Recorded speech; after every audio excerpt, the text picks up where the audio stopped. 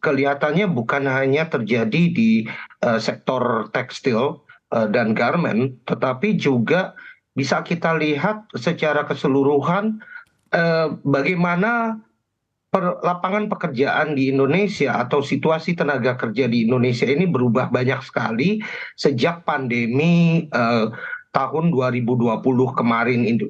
Dan pemulihan ekonomi yang terjadi sekarang ini ternyata belum bisa memulihkan kembali eh, situasi tenaga kerja atau situasi pekerjaan di Indonesia.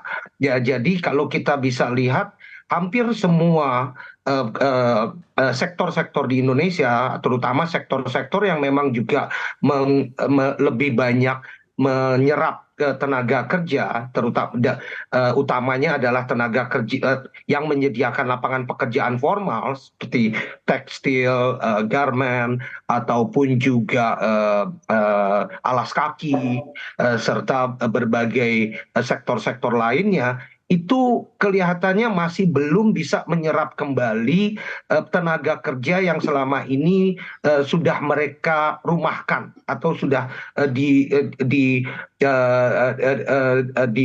apa ya dirumahkan atau bahkan di PHK ya. Jadi kalau kita lihat statistiknya ini masih ada sekitar 4 juta orang yang dulu bekerja di sektor formal itu sekarang ini masih belum bekerja kembali di sektor formal. Dan ini tentunya disebabkan oleh banyak hal. Salah satunya tentu adalah permintaan dunia yang memang masih terpengaruh bukan hanya oleh pandemi kemarin ini, tetapi juga oleh perkembangan-perkembangan terakhir seperti permasalahan perang di Ukraina yang juga membuat inflasi dan meningkatkan cost of capital. Dan ini mempengaruhi permintaan dunia sangat sangat signifikan. Begitu juga kita bisa lihat bagaimana adanya perubahan di dalam produksi ataupun struktur produksi dari berbagai sektor-sektor tadi. Jadi banyak sektor-sektor yang sekarang ini sudah menjadi lebih efisien, dia harus menjadi lebih efisien selama pandemi kemarin ini. Dan ini artinya pekerjaan itu makin sedikit tersedia.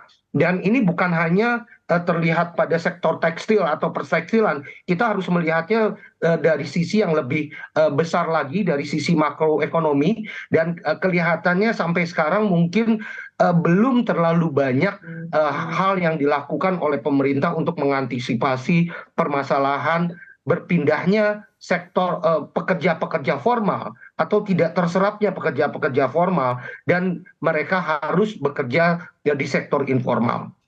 Baik, Pak Yose, tapi kalau kita kaitkan ya Pak dengan sebetulnya situasi Cina saat ini begitu. Cina sebagai mitra dagang utama Indonesia, tapi kita lihat juga manufaktur China yang kita lihat melemah.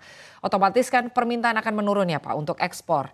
Nah, apakah sebetulnya Anda sendiri melihat PHK yang terjadi di Indonesia? Kalau tadi Anda menyampaikan ini juga kaitannya dengan bagaimana kita menyikapi PHK ini agar tidak terjadi, bagaimana meningkatkan permintaan di dalam negeri.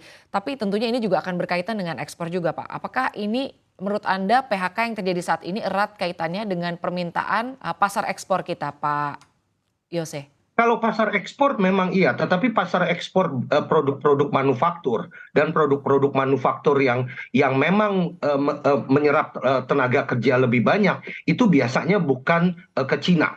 Ya, Cina sendiri pada saat ini dari sisi produksinya terlihat sangat kuat sekali, cukup kuat. Sementara permintaan di dalam negeri mereka juga mengalami penurunan, sehingga kita bisa lihat bahwa perdagangan atau surplus perdagangan di Cina sendiri mengalami kenaikan yang cukup pesat pada saat ini. Jadi mungkin bukan pada tataran apakah permintaan Cina itu mempengaruhi kondisi di Indonesia, tetapi lebih banyak apakah pertanyaannya adalah apakah kelebihan produksi yang terjadi di Cina pada saat ini itu akan disalurkan kepada ekspor ke negara-negara yang mungkin bukan negara tradisional tujuan ekspor dari mereka. Dan ini tentunya akan meningkatkan kompetisi kepada sektor-sektor yang ada di dalam negeri, termasuk sektor-sektor produksi di Indonesia sendiri.